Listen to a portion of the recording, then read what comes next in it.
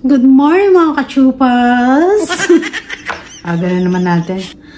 Kakatapos ko lang maligo. Today kasi is may check-up kami sa aming doktor. So, maglagay muna tayo ng Cetaphil.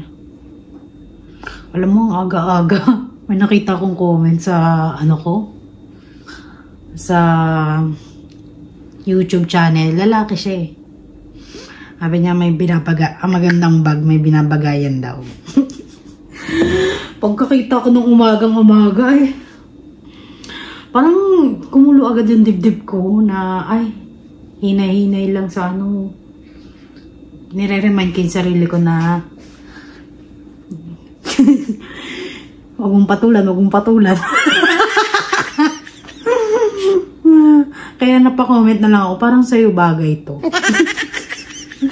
Di ba ka lalaking tao? Hindi ko alam kung lalaki o bakla. Pero ikaw ang bahala. Diyos nang bahala sa'yo. Aga-aga, no? Pagka ganun kayo, gising ko lang kasi. Tapos ganun makikita mong comment. Parang ang aga-aga na imbis maganda yung gising mo. Thank you ka kay Lord dahil nagising ka. Nakita mo yung comment na ganun.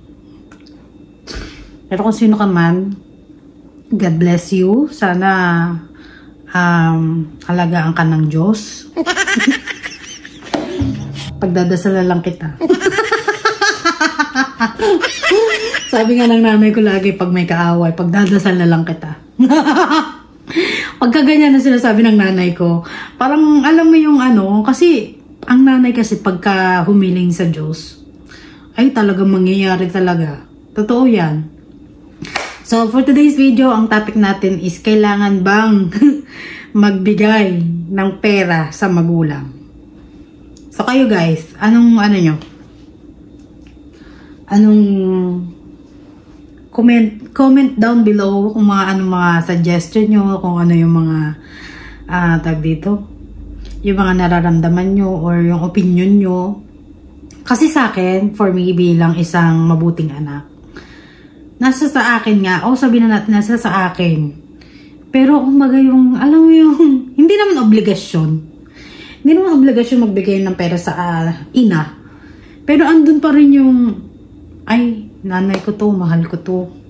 Siya yung nagsilang sa akin para, sabihin na naman, toxic culture ng mga Filipino, ganyan-ganyan. Kaya nga sinabihan tayo ng hospitality ng ibang bansa dahil talagang maano talaga tayo sa mga magulang. Kasi sa ibang bansa, dito sa Amerika, pagka tumanda na ang isang nanay, dinadala lang nila sa home for the agent. Oo, totoo yan na. Kaya ang dami dito home for the agent. Kaya nga sa ibang bansa, marami ang nangangailangan ng caregiver, nurse assistant. Kasi maraming mga matatanda na rito na nilalagay sa home for the agent. Ang mga anak nila hindi binabantayan ang ina pag tumatanda. Pero sa atin, di ba? Hindi na kailangan pumunta ng home for the agent kasi yung mga may anak naman tayo na mamahal natin sa buhay, ganyan-ganyan. Kung ako lang kung ako nasa Philippines at kasama ko ang nanay ko, nag-asawa na ako, may mga anak na ako, aalagaan ko pa rin yung nanay ko. Hindi ko sila yung pababayaan ba? Kasi iba talaga ang ang Diyos. Iba talaga. Kaya nga naglagay ng utos ang Diyos na mahalin, respetuhin ng mga magulang. Dahil once na respeto at minahal mo ang magulang niya, iba talaga.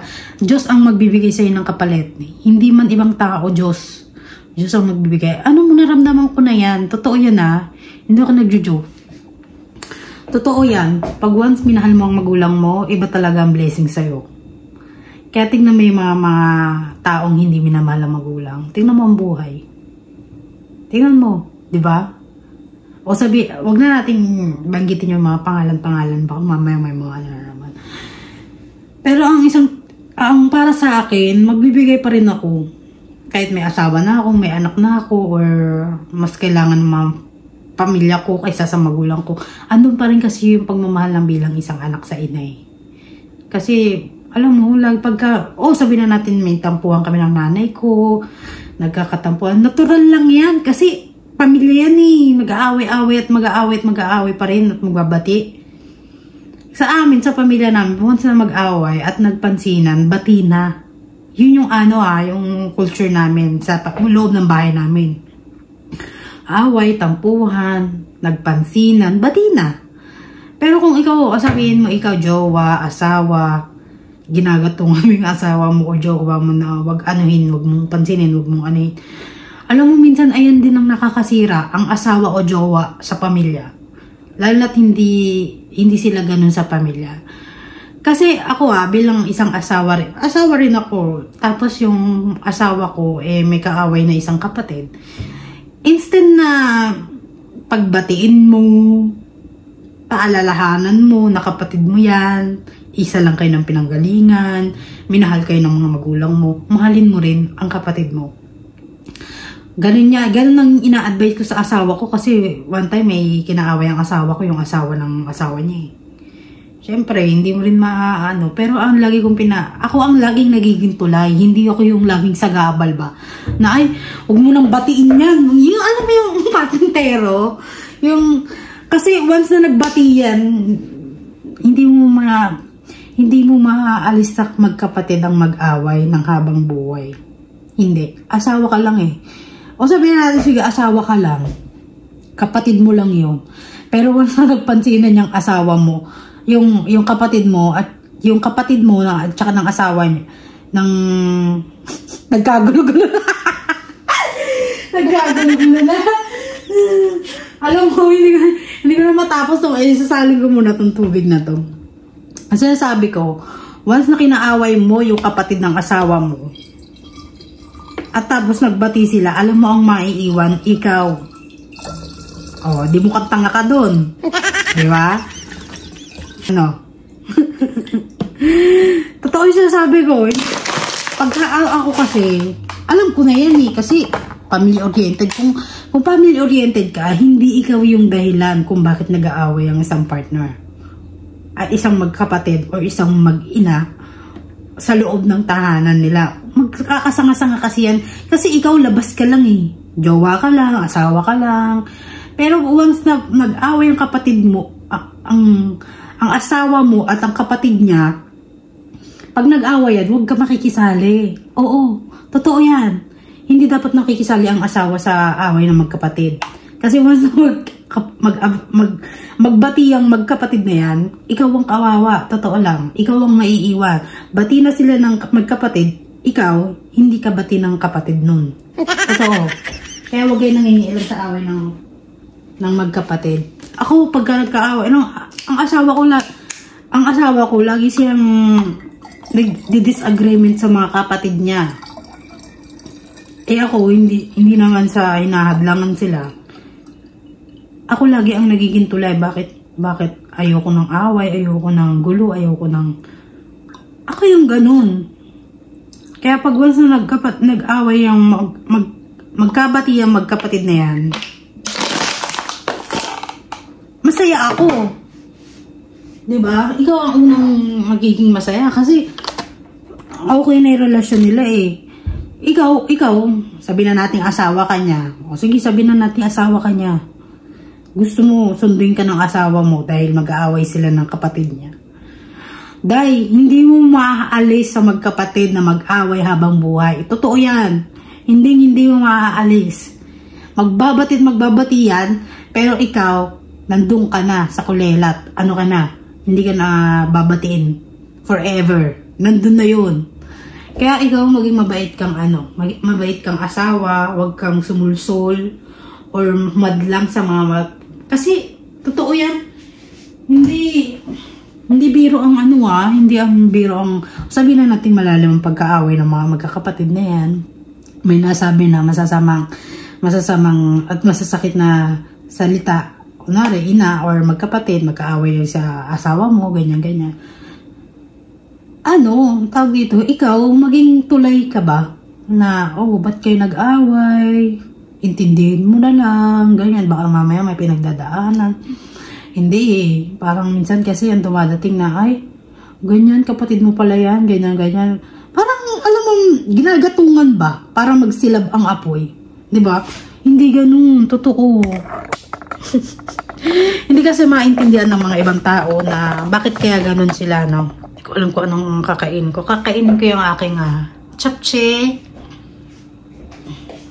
Pero Pero ang akin, hindi naman responsibilidad, pero magkaroon ka ba ng utang na loob ba? Kasi minahal ka ng nanay mo, hindi ka pinadapuan ng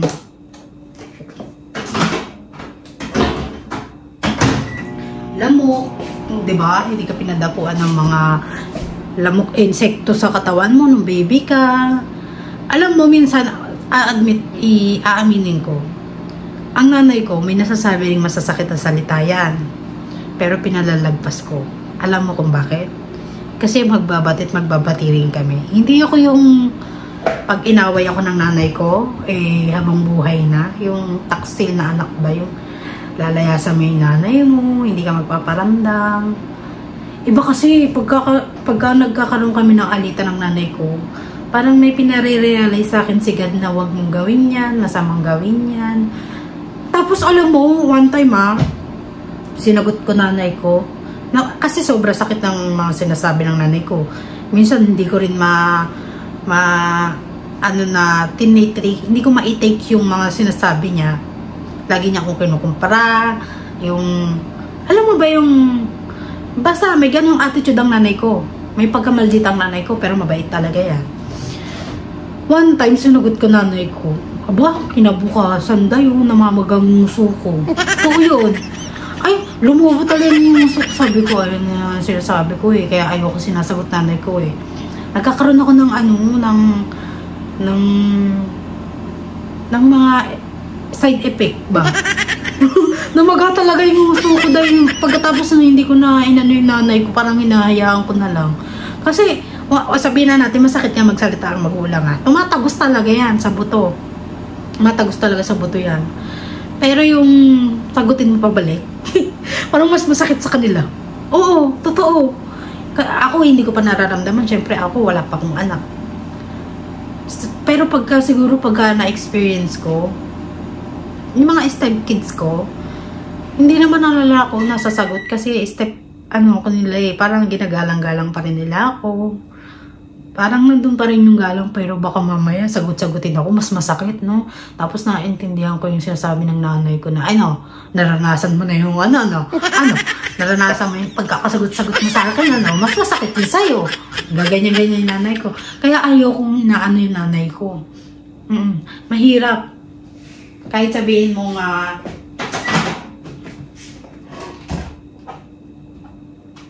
kain tayo. Chapche! Wait lang ha. Magpo-post muna tayo doon. Tayo na sesame.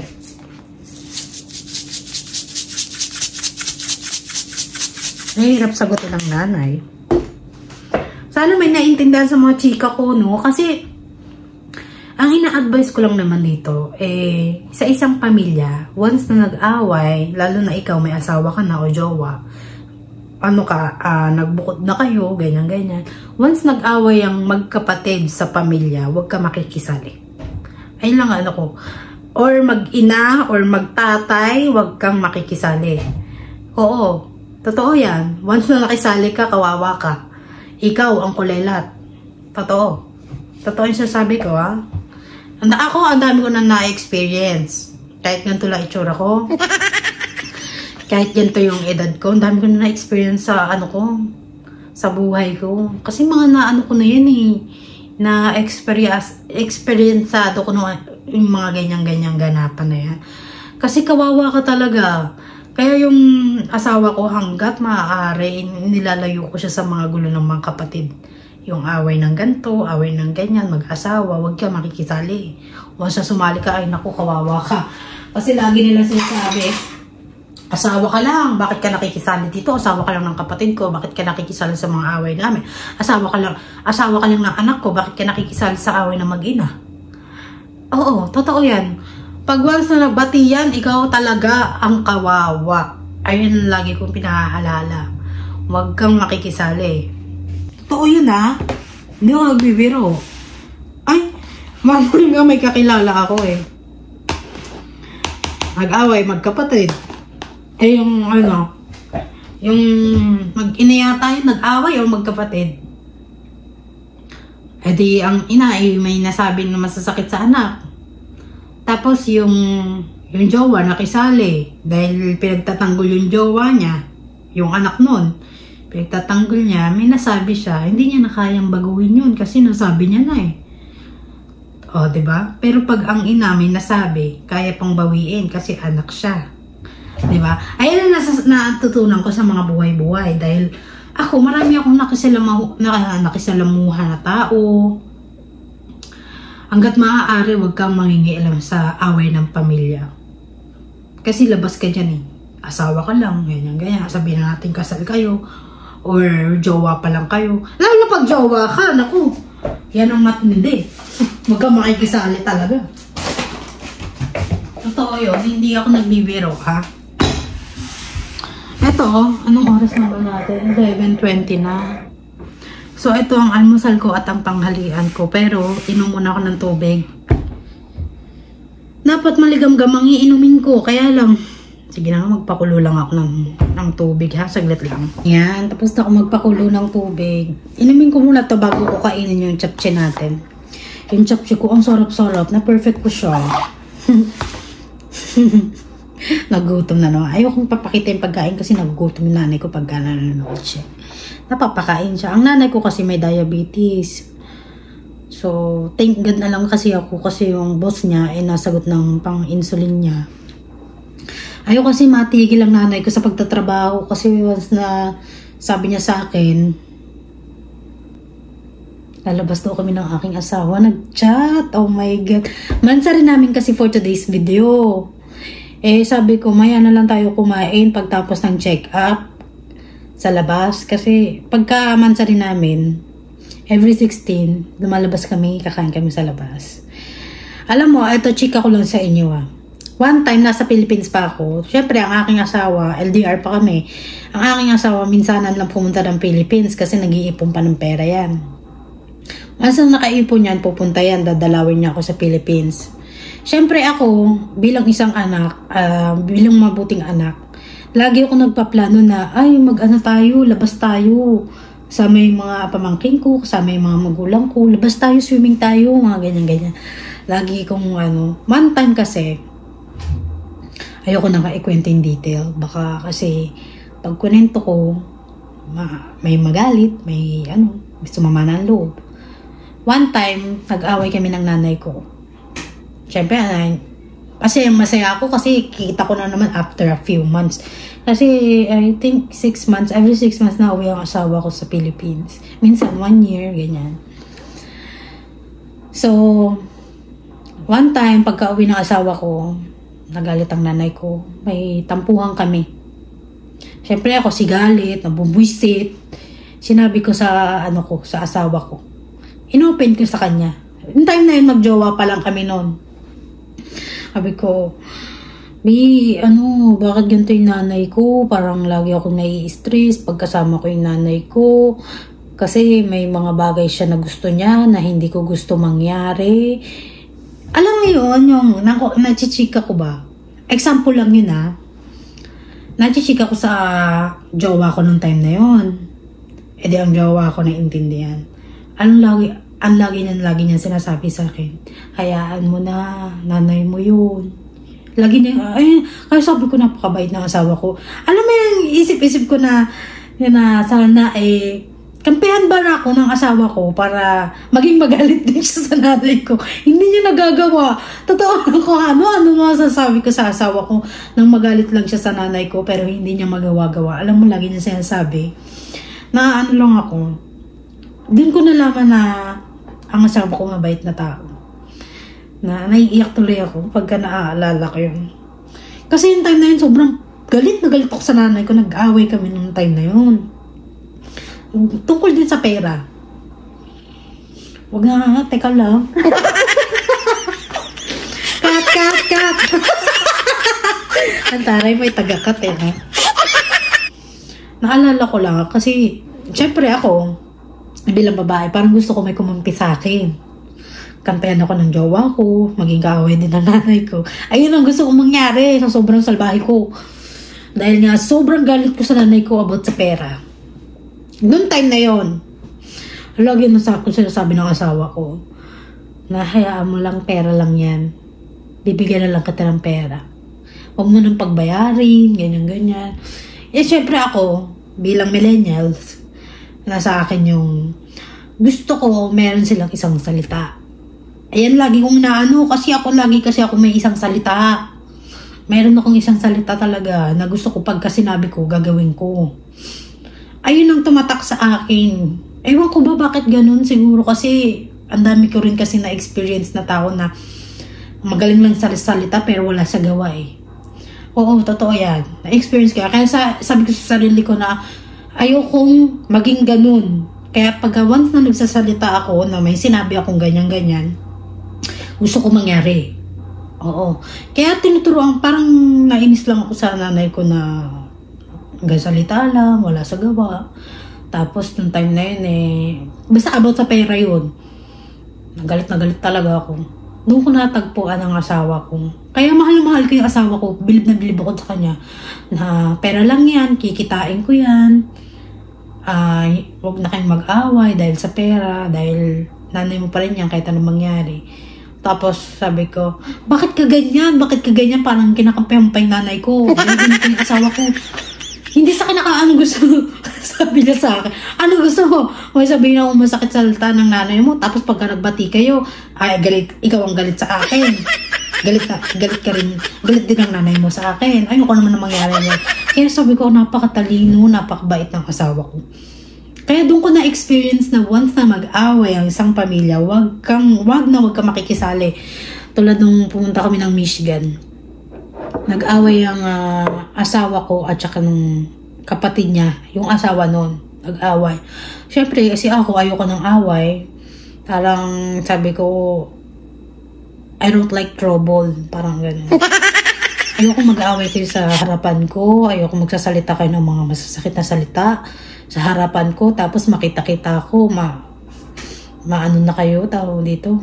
Mga ilang oras, bati na kayo. Ayoko nang gano'n. Yan ay asawa ko. Oh my God, nakita ko yung nagpa-partner sa... Ayaw nang gano'n ng asawa ko. Sabi ko, ayoko rin ng gano'n. Kung ayaw mo gawin ko yan sa pamilya ko, huwag mo rin gawin sa pamilya mo. Kasi, di ba naalala mo yung nag-away kami ng nanay ko? Ikaw ang dahilan kung bakit nag-ayos kami. So, dapat mag-ayos din kayo ng ganyan. Kahit anong problema ng pamilya nyo, huwag kayong mag-aaway sa pera. Sa kanya naman kasi iba kasi ang sitwasyon niya, hindi sa pera sila nag-away. Hindi sa pera. Iba. Mas matindi sa pera. Ayoko nang sabihin, pero bigyan ko kayo ng clue. Yung asawa ng, asawa ko, oh my God. Bubuksan ko lang yung pinto. Hi baby, I love you. You love me? I love you too.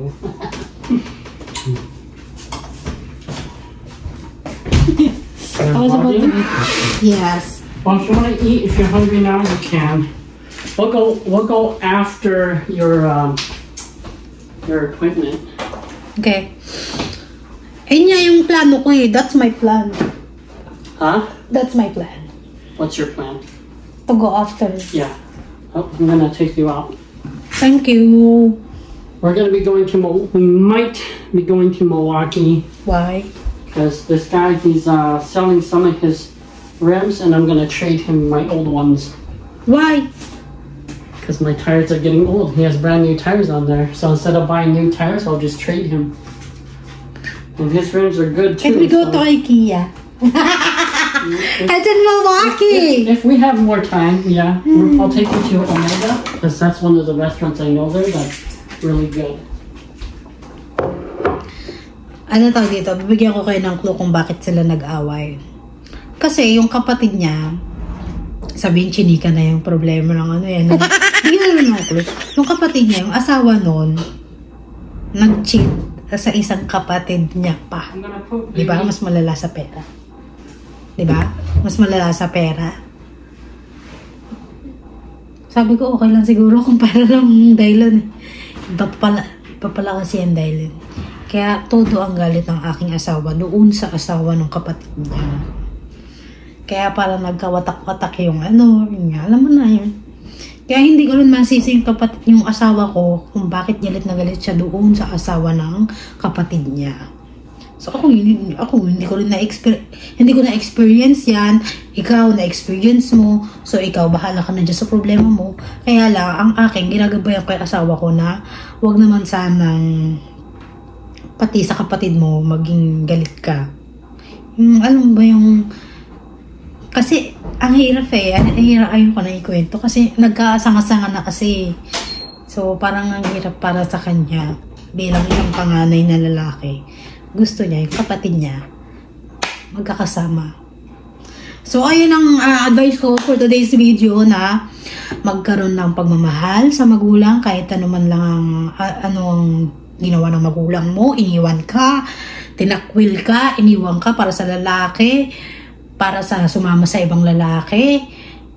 Iniwan mga kapatid mo, pinabayaan. Nandun pa rin kasi yung, alam mo yung nagbuntis sila, pinanganak ka ng ayos, walang diferensya, hindi ka ininuman ng masamang gamot para malaglag ka. Andun pa rin andun pa rin yung lucky. Andun pa rin na kahit kakunti, minahal ka nila ng sanggol ka, minahal ka, inili ka ng maayos, hindi ka, alam mo yun, hindi ka pinatay. Andun pa rin, ayun ang aking Kaya once a mother, always a mother. Wala na masabi. Ang akin lang, mahalin pa rin natin ang magulang kahit anong ginawa. Kahit ninakawa tayo ng milyon-milyon, huwag lang kayo makikipag-away sa magulang na dahil sa pera. Totoo yan. Buti na lang ang aking asawa, binigyan ako ng open-minded. Tinulungan niya akong buksan ng sarili ko para patawarin yung nanay ko nung time na yun. Tapos, kami ng nanay ko, mahal ko talaga yung nanay ko, tsaka yung tatay ko. Kaya siguro ganito rin ako binibless ni God. Kasi sa aming magkakapatid, parang ako lang talaga ang nagmahal sa magulang. Ewan ko sa mga kapatid ko, hindi ko alam. Siyempre, hindi ko naman sila nakasama ng matagal sa matagal sa bahay kasi nag-asawa na sila Once na nag-asawa sila, lumayas sila ng bahay. Parang bisibisita na lang, ganyan-ganyan. Pag may event, ganyan-ganyan, punta-punta. Pero wala sila yung bisita lang, dadalawin lang sila mama. Wala silang ganun. Minsan nga may time na parang nagmamakaawa pa yung nanay ko, bumisita sila Ako ayoko ng ganun. Yung magmamakaawa nanay ko. Ako hanggat maaari, once na nagkaroon ako ng ipon, hindi ako magdadalawang isip kunin ng mga magulang ko. Lalagay ko sila dito. Hindi ako magdadalawang isip. Kasi gusto ko yung kasama ko sila, yung nakikita ko yung nanay ko. Tapos pagka nagkaanak kami, nakikita ng anak ko yung ginagawa ko sa nanay ko. Para hanggat maaari, pagka tumanda rin kami ng asawa ko, ganun din gawin ng anak ko sa amin. Alam mo yun, ganun kasi yung pananaw ko sa buhay, kaya siguro ganito rin ako binibless ni God. Hindi man sa materialistic, hindi man sa pera, hindi man sa kung ano-ano. Binibless talaga ako ni God ng mabuting asawa. Para sa akin, blessed na yun kasi hindi lahat nakakakuha ng mga buting asawa. So, ayun lang ang payo ko, maging mabait sa mga ina, sa itay, sa mga kapatid, or kung asawa ka man ng kapatid mo, huwag kang makisali sa mga gulo nila, pamilya nila. Lalo na asawa ka or jowa ka, huwag kang makikisali. Ayun lang ang payo ko, para lahat ba ng pamilya, once na nagkaayos, kasama ka rin sa di ba? May mga ganun, kaya yung turin din sa akin ng ng mother-in-law ko, parang anak na rin. Todo mo gano'n, kung nakita mo yun sa video ko na todo asikaso talaga yung nanay ko dito, nung mother-in-law ko rito, yung pumunta sila. Yun talagang anak ka niya, turing ka na hindi ka pinaghuhugas, ganyan. Sabi ko, ako maghuhugas. Ako maghuhugas ka. Ako maghuhugas. Alam mo yung gawain ko talaga. Ako talaga yung gumagawa. Kasi alam ko, ayun na lang ang gawain. Alam mo, hindi na tayo natapos. Wala na katapusan itong mundo, ang buhay na to. Yan lang ang ma-advise ko sa inyo kasi ayun lang naman talaga dapat. Kaya dun sa mga may problema about sa family, about sa pera, or huwag kayong mag-alala kasi hindi man maibalik sa'yo ng tao yon Si God ang gagawa ng paraan para maibalik yun. Doble-doble pa. Naalala ko yung yung asawa ko. Yun sa sa laundry machine, yung nagpapalit siya, may lumabas, tapos bumalik pa rin yung pera niya. Hindi niya kinuha. Kasi ang naisip niya, ay baka mamaya tinetest lang siya ni God. Binalik niya. Kinabukasan, may napulot kaming $10 sa kalye. O, diba? Hindi man ang, alam mo yun, iba talaga kasi mag-bless ang God. Kung alam nyo lang.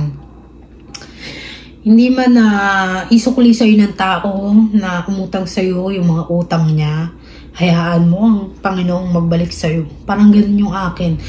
Pero ako ngayon, hindi ko kaya magpautang, hindi ko kayang, kasi ako suportado lang ako ng asawa ko, hindi naman ako yung may pera pa, wala pa akong pera sa yung sariling income ba, kaya hindi ko kaya magpautang sa mga kaibigan, sa mga kakilala ko, hindi ko talaga kaya magpautang kasi pasensya na po kasi wag po sanang sumama ang loob pag hindi pinautang kasi lang ako sana ma-experience nyo kasi yung asawa ko lang ako, parang housewife lang ako, hindi ko naman nilalang yung housewife, pero housewife ako pero wala akong sariling income ba para magbigay ng pera kung kani-kanino kasi ang pera namin ay nakabudget lang.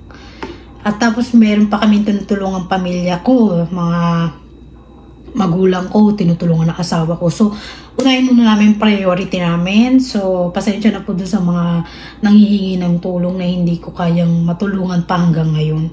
Kasi wala pa akong kakayahan. Sana maunawaan nyo. At dun sa mga kapatid na nag-aaway-aaway dahil sa mga ganyan mga problema, magbati na sana kayo, no? At hayaan nyo na lang ang Diyos ang gumawa ng paraan at magresolba sa mga problema nyo. So maraming salamat po sa lahat ng nanonood. Sana may naintindihan tayo at may lumawak ang pangunawa natin sa ating buhay. Kasi naniniwala ako pagka malawak ang pangunawa mo, malawak din ang pangunawa sa'yo ng Panginoon. Maraming salamat po sa lahat. Kasi sabi ko nga sa inyo, mag-subscribe dahil ang mga tinuturo ko pang mababait na tao. Doon sa mga hindi subscribe, maldita ka. Demonyo ka.